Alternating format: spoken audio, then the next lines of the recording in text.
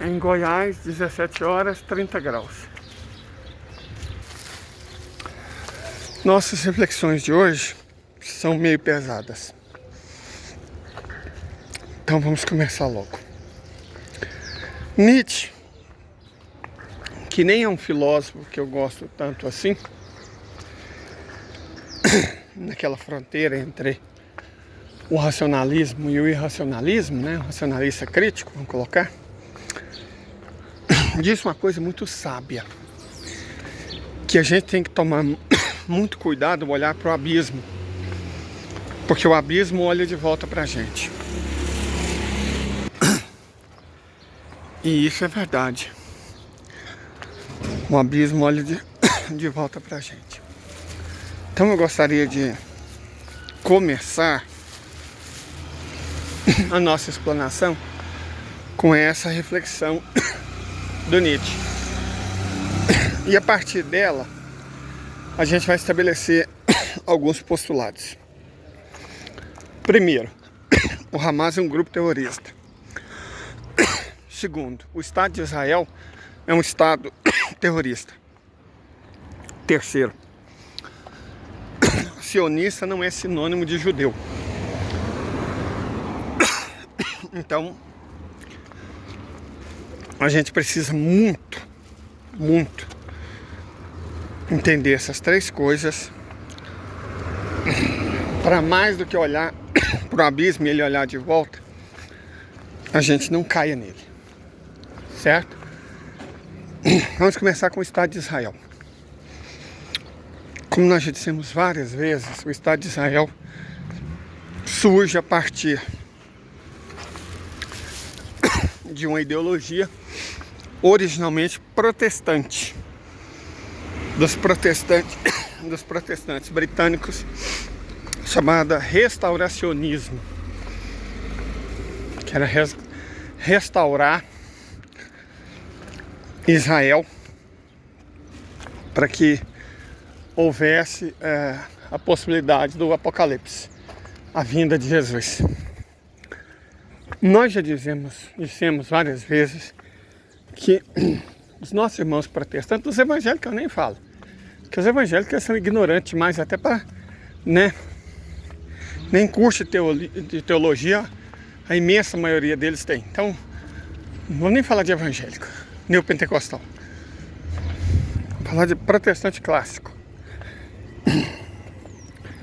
Eles têm um problema grande, que é o mesmo dos mulás ignorantes do islamismo, que é interpretar literalmente as escrituras. As escrituras não foram feitas para ser interpretadas literalmente. Quem faz interpretação literal de texto é fundamentalista, o nome é fundamentalista. Certo? Você não pode fazer a interpretação literal da Bíblia, você não pode fazer a interpretação literal do Alcorão, não pode fazer a interpretação literal do Zenda Avesta, do Mahabharata, de nenhum desses livros.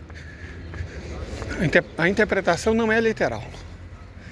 Mas os mulás ignorantes do islamismo e os protestantes tendem enormemente a fazer interpretações literais da Bíblia. E aí esses malucos, mais ou menos na mesma época que você tinha outros malucos protestantes ingleses que influenciaram os chineses a achar que um deles era o irmão de Cristo, isso acabou originando a rebelião Taiping, que matou mais gente do que a Primeira Guerra Mundial. O problema do mundo com o maluco evangélico é antigo. É muito antigo. E, bom, esses em particular criaram o restauracionismo. Foi o restauracionismo que você só trocou de nome. Virou sionismo. O Theodor Herzl criou o sionismo a partir... É o restauracionismo com o nome trocado. Como se você pegasse uma garrafa daquele refrigerante preto e colocasse em outro lugar, trocasse de rótulo e mudasse o nome. É igual tá fazendo na Rússia, né?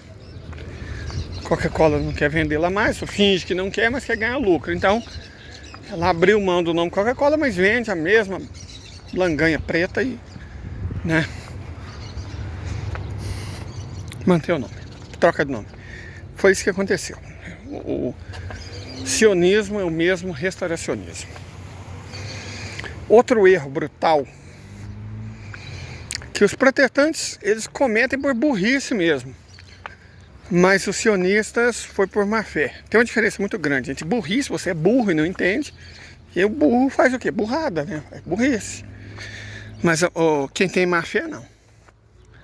O protestante, o burro, o evangélico, né, pentecostal, esse povo, ele jura que israelita e israelense são sinônimos.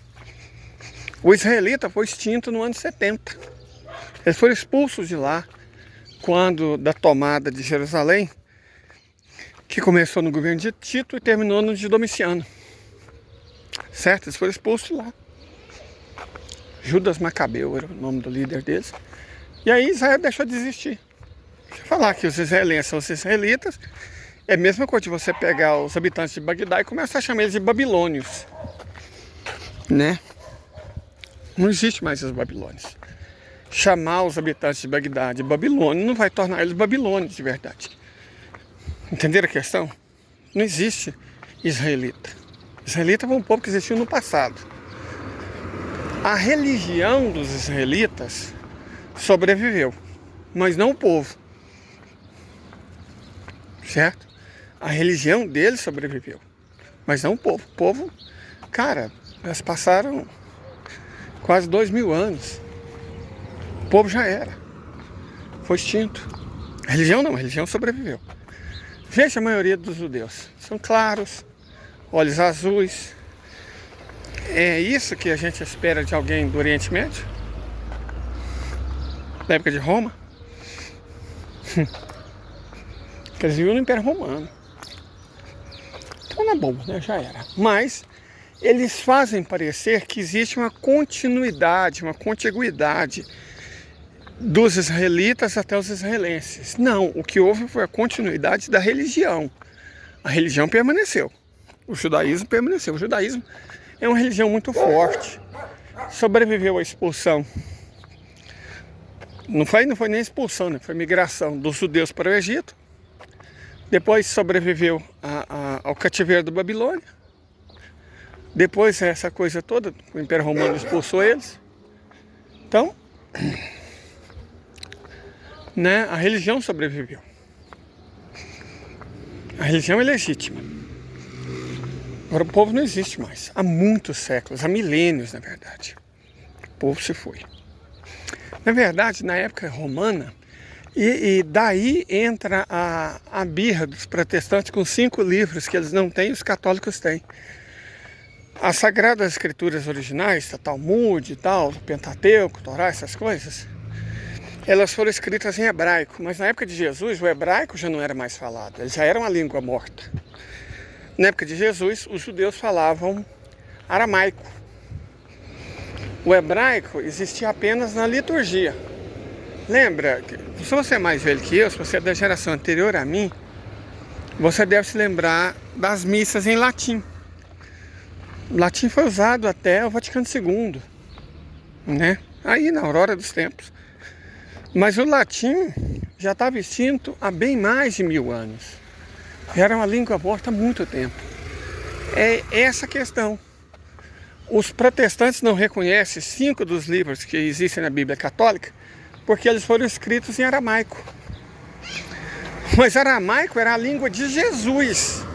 Esse é o problema do protestante. Ele quer ser mais cristão que o Cristo.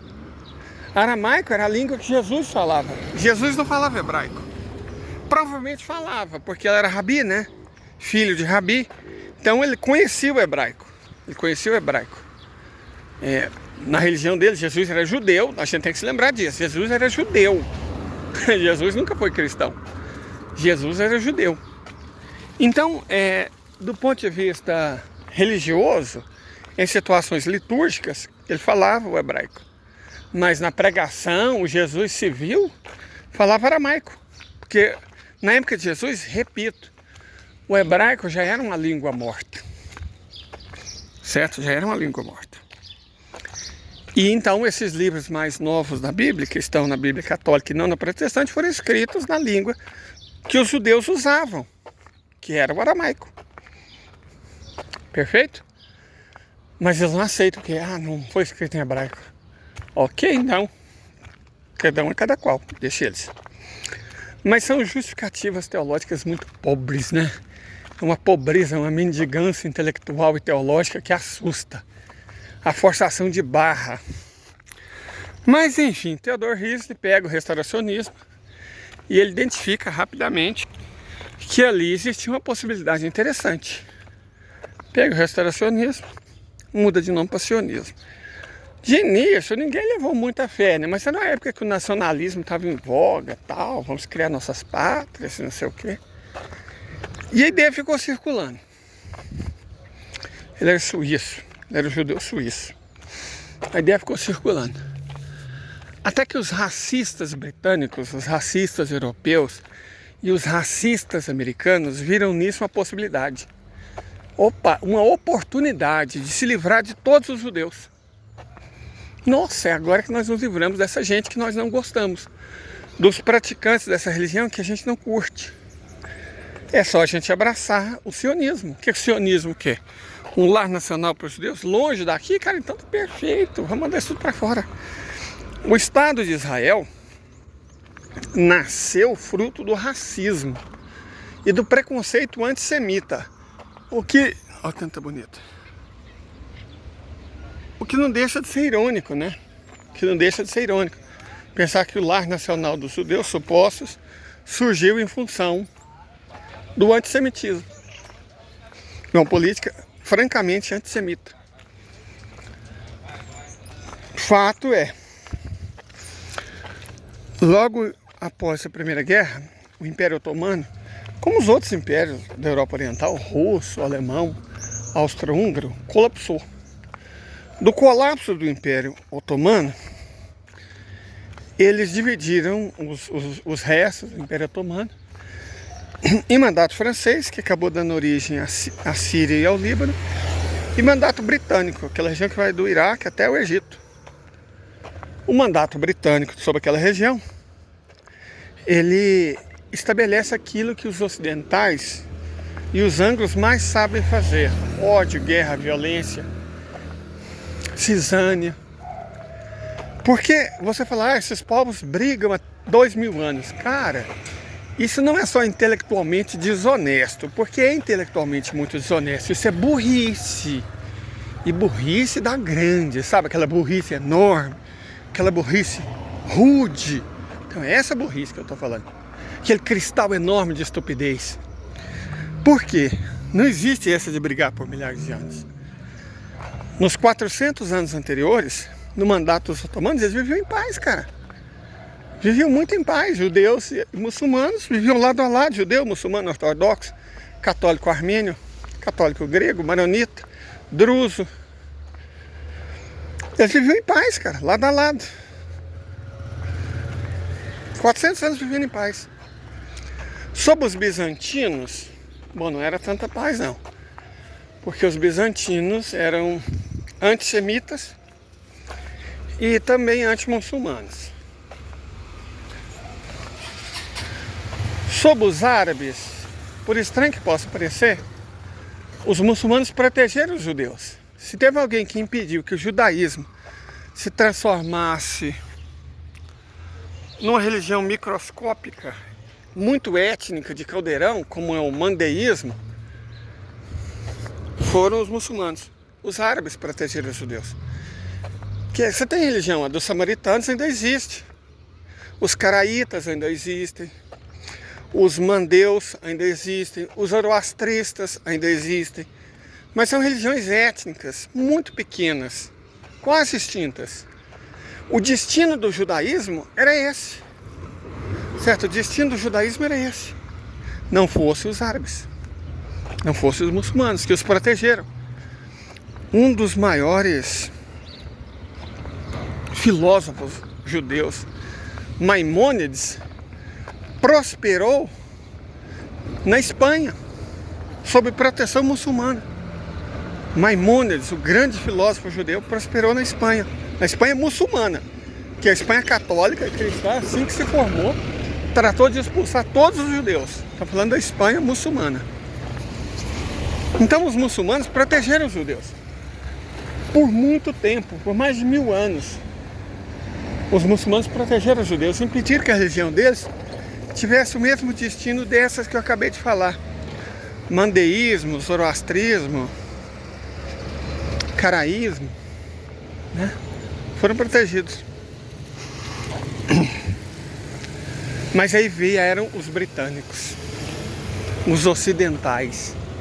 Os britânicos desde sempre, os ocidentais desde sempre, têm por norma dividir para governar, estabelecer a cisânia.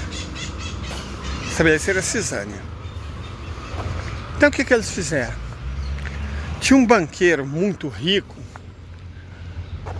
Rothschild, que encampou a ideia de criar um lar nacional judaico. Mas antes disso, os britânicos prometeram aos palestinos que dariam para eles um lar nacional se eles lutassem contra os turcos, junto com eles, os britânicos. Quem já viu Lawrence da Arábia, que é um filme bastante interessante, ele mostra isso. A aliança providencial entre árabes e ingleses na luta contra os turcos otomanos, na época da Primeira Guerra Mundial. Os palestinos acreditaram na palavra dos britânicos, na famosa palavra dos ocidentais, e claro, se ferraram. Porque é como se eles tivessem vendido a mesma casa para duas pessoas diferentes. O que eles começaram a fazer? Prometeram aos judeus que lá também seria o lar nacional deles.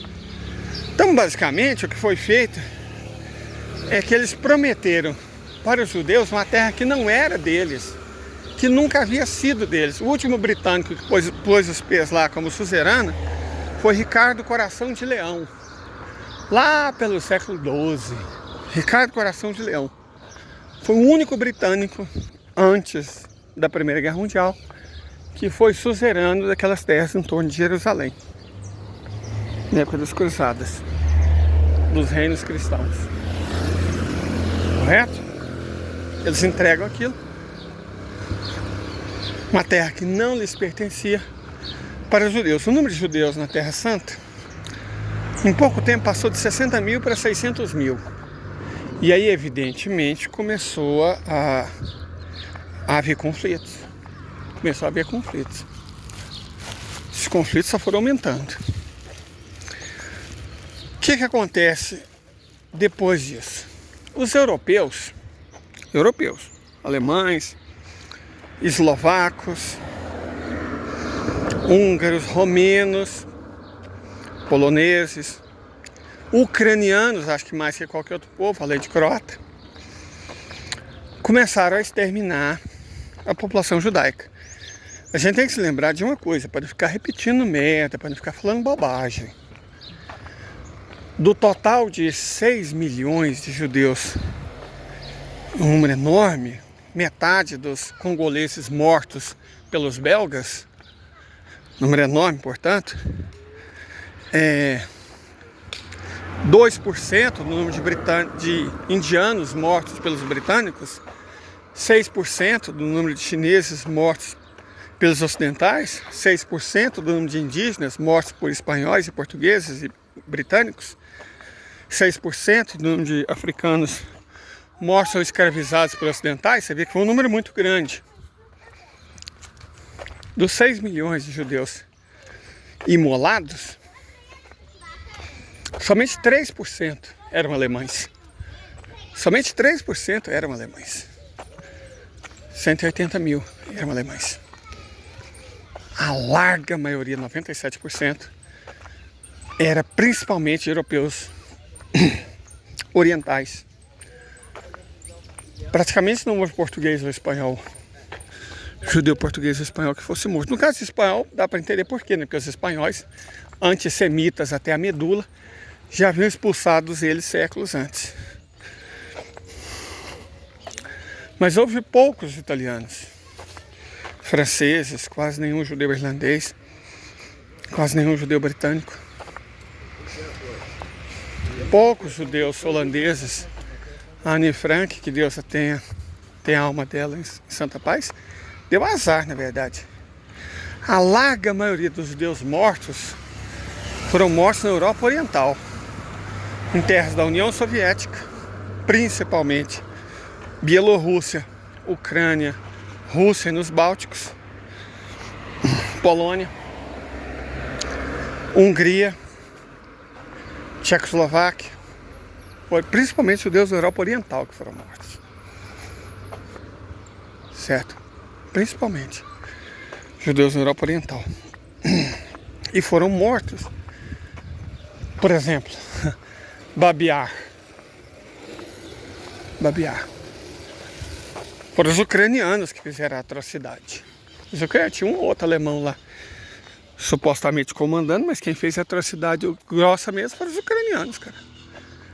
Os ucranianos são antissemitas até a medula. Pravda, Sector, Batalhão Azov, esse povo tudo é antissemita até a medula. A essência dos ucranianos é ser antissemita, ser anti-russo, anticomunista e antissemita. Certo? Então, as populações da Europa Oriental, eslovacos, croatas, romenos, húngaros, ucranianos principalmente, cometeram grande parte do massacre. Mas é claro, teve alemão envolvido, teve francês envolvido, a República de Vichy, né? Teve holandês envolvido, belga envolvido. Dos países do eixo, só a Finlândia não estava envolvida. Finlândia ajudou a Alemanha para inglês ver. Tem até piada sobre isso. Finlândia não cooperou com os nazistas. Todos os outros cooperaram, alguns com muita felicidade. Muita felicidade. O ânimo dos eslovacos, dos croatas, dos romenos, dos húngaros, dos ucranianos em colaborar com os nazis, nossa senhora, era enorme. Era enorme.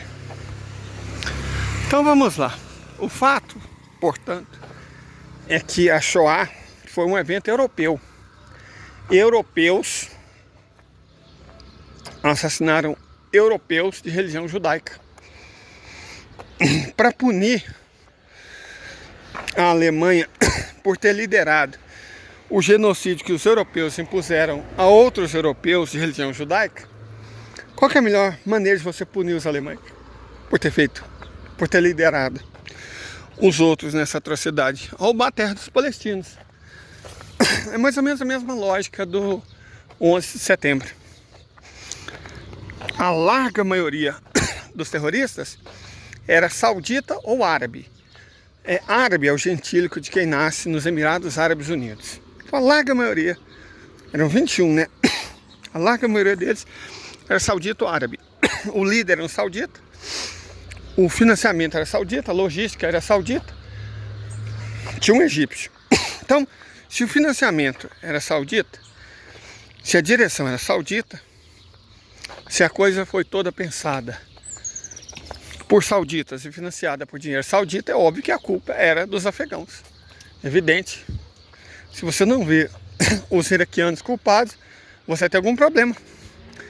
E aí criou-se a narrativa das armas de destruição em massa, que nunca foram encontradas. Porque nunca existiram. Da mesma forma, os ataques químicos dos sírios contra, né, como é que era o nome deles? O Exército de Libertação Sírio, que não tinha um único sírio. O Exército de Libertação Sírio eram terroristas curdos e norte-africanos. Não tinha sírio naquele exército. Era um Exército de Libertação Sírio que não tinha sírios, né? E aí, as armas químicas com as quais os sírios, Bashar al-Assad, supostamente exterminou a população civil, bom, elas não existiram, né? Sabe o massacre comandado por Nicolau Ceausescu? Também nunca existiu. Sabe a vala comum com 5.000 supostos bosníacos levados para outro plano espiritual pelos sérvios? Lorota também nunca existiu. O que existiu foi o Holocausto. O Holocausto foi uma atrocidade. O Holocausto fazia a gente ter vergonha de pertencer à espécie humana. Mas o Holocausto foi produzido por europeus. Europeus comandados por europeus, dentro de uma ideologia europeia. E acho que isso que chocou tanto, né? Porque as 300 milhões de vidas perdidas na Índia, os indianos nem são brancos, né? Os 12 milhões de congoleses, gente, eles são pretos, quem se importa? Os outros 88 milhões de africanos, está aí, não são europeus. Os 100 milhões de indígenas das Américas, não. 100 milhões de chineses, não, tanto faz, né? Procedente, tanto faz. O que chocou foi que as vítimas do Holocausto eram brancas. Eram europeios. Já pensou? Os imperialistas, colonialistas, fizeram com europeus o mesmo que eles sempre fizeram com outros povos do mundo, desde 1415. Aí isso é inaceitável. Os 600 milhões de mortos, 100 vezes mais, na China, Índia, Américas e África, eram pessoas não brancas. Né? Então estava tudo certo. Quem se importa? Mas 1%, 6 milhões do Holocausto, aí sim, era de brancos europeus. Isso chocou. Como é que eles falam? Abalou a opinião pública. E aí eles tinham que punir os alemães de alguma forma. E a melhor maneira de se punir os alemães e os outros europeus era óbvia. Pegar um pedaço de terra da Palestina e dar para os judeus. Entenderam a lógica? Eles se livravam dos judeus, porque se eles gostassem deles, eles não teriam matado 6 milhões, né? Se eles gostassem mesmo. Então, se livraram dos judeus. Os Estados Unidos também se livrou de parte importante dos seus judeus. E ainda criaram uma cisânia. Em jargão militar, chama cabeça de ponte. Criaram uma cabeça de ponte no Oriente Médio. Porque o Estado de Israel, a fronteira dele foi cuidadosamente planejada. O Negev, a parte sul, impede a conexão entre Ásia e África. Para garantir que Ásia e África nunca teriam uma conexão física para levar a prosperidade para ambos os continentes, eles criam o Estado de Israel.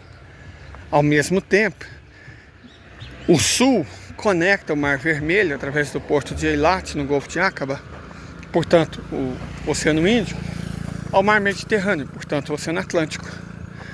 Então você pode pegar o canal de Suez, mas em última instância você desce em Eilat, pega a ferrovia até Haifa, e aí você tem uma saída para o Mar Mediterrâneo, portanto para o Atlântico. Então cumpriu uma série de propósitos altamente convenientes para os europeus. Foram essas as condições que surgiram, permitiram o surgimento do Estado de Israel. E aí eles fizeram uma coisa horrorosa. Eles começaram a pressionar os muçulmanos que viviam em outros países árabes. Havia enormes quantidades de muçulmanos no Iêmen, de judeus, perdão. Havia muitos, dezenas de milhares de judeus que viviam no Iêmen praticamente desde o tempo de Salomão. O nome antigo do Iêmen era Sabá. Então havia judeus lá desde o tempo de Salomão. Então mandaram os judeus do Iêmen, no Marrocos também havia em grande quantidade. Fugiram de lá junto com os berberes e os árabes expulsos pelos espanhóis. Certo? Começaram a convidar, né, judeus do mundo inteiro para ir para a Terra Santa, que lá eles estariam protegidos. E para garantir que eles se sentissem protegidos, eles deram um jeito de perseguir judeus em todos os países do mundo. E aí você criava as condições necessárias para que os judeus quisessem fugir. O único país do Oriente Médio que conservou os judeus, adivinha, foi o Irã. Ainda existe uma grande quantidade de judeus no Irã. Eles têm direito a praticar a própria fé, eles elegem membro do parlamento, certo? São iranianos ativos, de religião judaica. E são muito fiéis ao Irã. Porque não é porque eles têm a religião judaica que eles são sionistas. De forma alguma. A maioria dos sionistas, inclusive, é ateia. A maioria daqueles israelenses não tem nada de religioso, são ateus. São ateus, cara. E são orgulhosamente ateus. Eles acham, inclusive, que é uma vantagem enorme ser ateu. Prova de superioridade. Eles não praticam a religião judaica. São ateus. Em larga maioria são ateus. Eles até fingem. Alguns, né, os políticos principalmente, para ter o apoio dos grupos de extrema-direita religiosos. Mas isso lá, que a maioria são ateus. Então veja bem, a questão não é religiosa. Não tem nada de religioso naquilo. Tanto que os judeus ortodoxos apoiam os palestinos, são contra o Estado de Israel. Certo? São contra o Estado de Israel. Deixa eu até mostrar um videozinho para vocês, para mostrar isso. Why did they make a whole court system? But I answered your question. Can you answer mine? I'm asking why they made a court system when we had the Torah. What's wrong with the Torah? You know it's a considered rebellion against God? Why? It's because they don't want Judaism. They want nationalism. They hate God. They hate the religion. They want the nationalism. You cut yourself off from Judaism by affiliating with Zionism. Okay, so the Jews that are Zionists are not part of our Messiah. Is that your opinion? I would be much more happy if they would have gone to Uganda or Patagonia than Palestine. Back to Israel, to Eretz Yisrael. So they're committing two crimes. We're not. But you understand that they're defiling the land of power of the You cannot Holy blame Land. the consequences of the wars just on the Jews. Yeah. Shalom. You want to have a conversation? I don't know what that means. It says there's no peace with the wicked. Pronto, muito didático, né? Muito didático. Os ortodoxos, os judeus tradicionalistas, são antisionistas, são contra o Estado de Israel, a favor dos palestinos. A questão lá é que os sionistas criaram essa narrativa de que os israelenses são os mesmos israelitas. E não são. Mas não são mesmo. Correto? Não são. Como eu disse, os israelenses são tanto israelitas quanto os nativos de Bagdá são babilônios. Perfeito? E convidaram os judeus pobres de todo o Oriente Médio a morar em Israel. Uma promessa de que seriam protegidos das perseguições que eles mesmos insuflaram. E agora, gente, eu vou dizer uma coisa para vocês. Israel já perdeu essa guerra. Perdeu porque eles foram abandonados pelos Estados Unidos. Não, mas os Estados Unidos acabou de mandar porta-avião e não sei o quê. Gente, qual que é a utilidade no porta-avião? Numa luta de guerrilha urbana? Nenhuma. Nem destroyer, nem corveta, nem cruzador. Não tem nenhuma utilidade em luta contra a guerrilha urbana. Absolutamente nenhuma. Israel não tem munição para durar muito tempo. Por isso que estão fazendo bombardeio aéreo. Porque não tem munição para lutar em terra. Está igual os ucranianos. Sem munição. Então, se esses navios enormes que os americanos estão mandando desembarcassem munição, eles não conseguiriam lutar. Mas o que é que os democratas declararam ontem? Que não vão desembarcar, ou seja, não vão dar munição para Israel. Todo esse falatório é só falatório. Na verdade, os democratas, os americanos, rifaram o Estado de Israel. Israel será destruído. Mas antes disso, atrocidades enormes serão cometidas contra os habitantes de Gaza. Na frente das câmeras de televisão do mundo inteiro. O mundo vai ver horrorizado, dia após dia, massacres de proporções bíblicas. Na frente das câmeras de TV. De início, a TV vai mostrar com orgulho a supremacia israelense. Igual mostrou com orgulho os Estados Unidos na Guerra do Golfo. Operação Tempestade no Deserto. Isso parecia vibrar, parecia que ia ter orgasmo mostrando as atrocidades. Então, muita TV ainda está nessa vibe. Mas em algum momento, e não vai demorar muito, uma infecção vai acontecer. As pessoas vão começar a se perguntar, gente, mas não tem pessoas dentro desses prédios? Será que são realmente todos terroristas? Os 2.100.000 seres humanos que moram na maior prisão a céu aberto da história da humanidade, que é Gaza, são todos seres humanos? Aqueles bebês são todos seres humanos? São todos terroristas? Seres humanos eles são. Será que aqueles bebês são terroristas? Os idosos são terroristas? As mães são terroristas? As crianças são terroristas? As pessoas vão rapidamente, já tem gente fazendo essa pergunta. Mas rapidamente essa pergunta vai ecoar pelo mundo. E aí a opinião pública vai virar. E é quando virar, e o Netanyahu é um ensandecido. E é quando virar que os Estados Unidos vão agir. Para salvar o mundo, nós vamos derrubar o Netanyahu. Mas aí já vai estar sem munição. Porque não tem munição. Israel vai cair. Um mês, 40 dias, não sei. Israel vai cair. O Estado de Israel vai deixar de existir. Porque não tem munição. Olha que irônico, né? É um país industrialmente muito fraquinho. Só 5% da economia do Oriente Médio. Bem fraquinho. Muito fraquinho. Não tem capacidade industrial. E aí Israel deixa de existir. E o que vai ser feito dos judeus pobres, das pessoas comuns, dos idosos, das crianças, das mães israelenses? O ódio vai ser tão grande que quando o Estado de Israel finalmente cair, eles vão ter milhões de preocupações, de gente ensandecida. Quem vai poder salvar esse povo? Nossa live vai ser sobre isso. Nossa live hoje, às 20h30, vai ser sobre isso. Se puder, nos assista. Até.